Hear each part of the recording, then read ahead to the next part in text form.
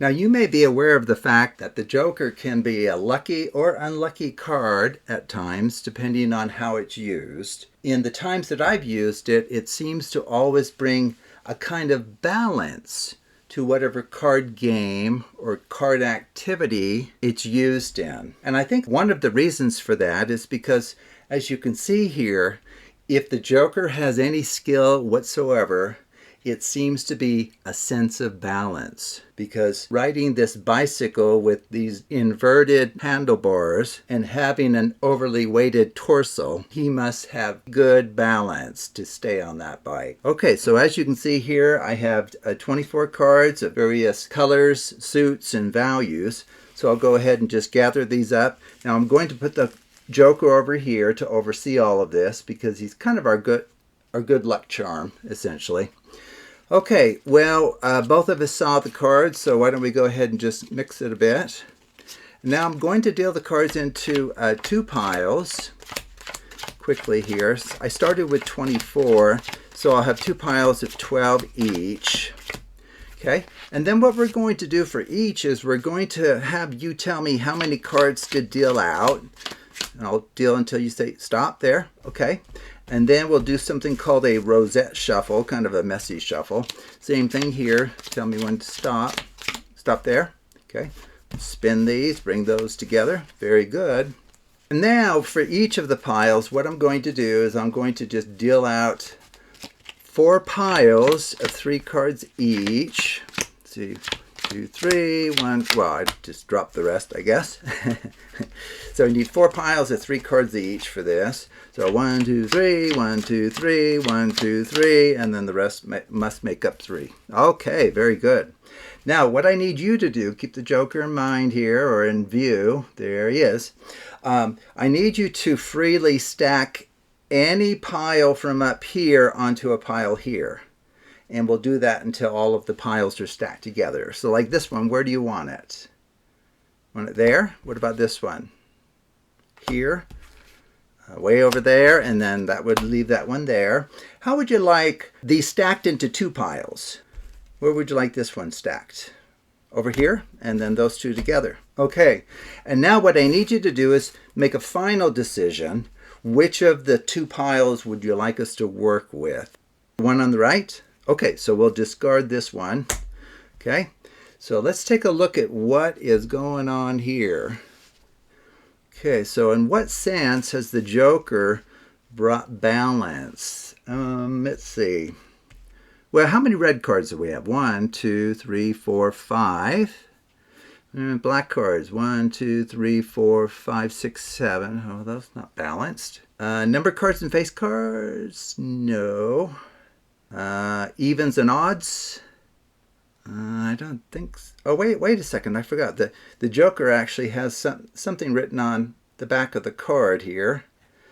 There will be an equal number of cards having 3, 4, or 5 letters in their names. Oh. So how many letters are there in Jack? There's 4. How many in 2? 3. What about 3? There's 5 letters, right? T-H-R-E-E. Okay. In fact, why don't we just gather these to be kind of systematic here? I really doubt this could possibly be true after all of that randomization. How many letters are there in the word or name 8? Well, there's 5.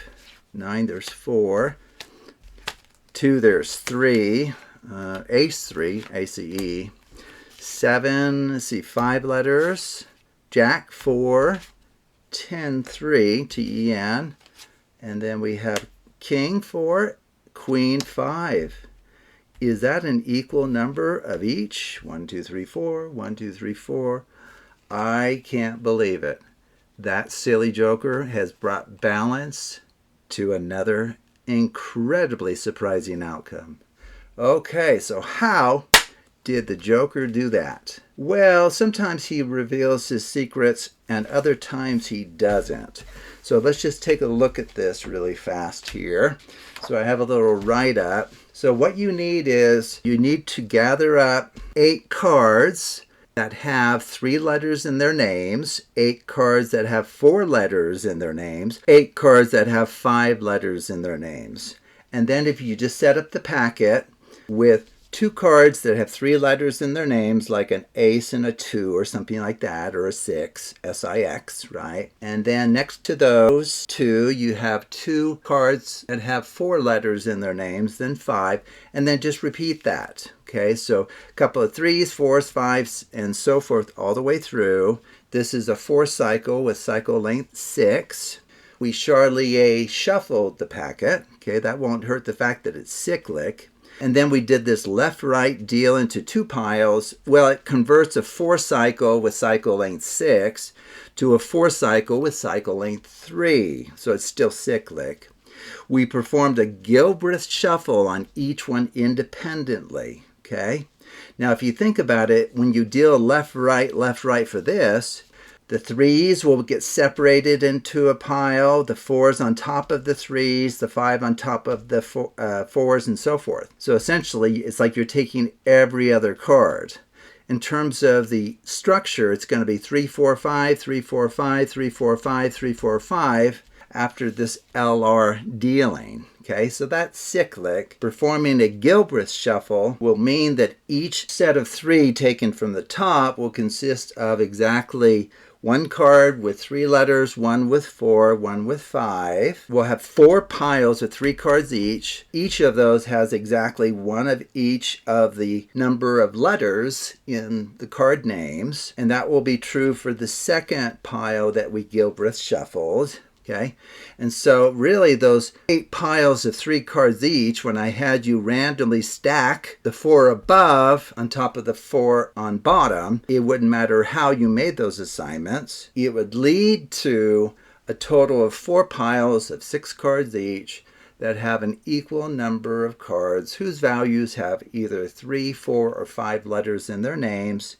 And then of the 4 piles, I had you just randomly stack 2 together, and then the other 2 together, and then you finally made a final choice of one of them. So it ends up that the discard pile has the same property as the one that was chosen. Okay, so you can't go wrong. And it will always come out with a perfect balance of the same number of cards that have 3 letters versus 4 letters versus 5 letters. So thank you for watching, and take a look at other videos on the Absolute Math Magic channel.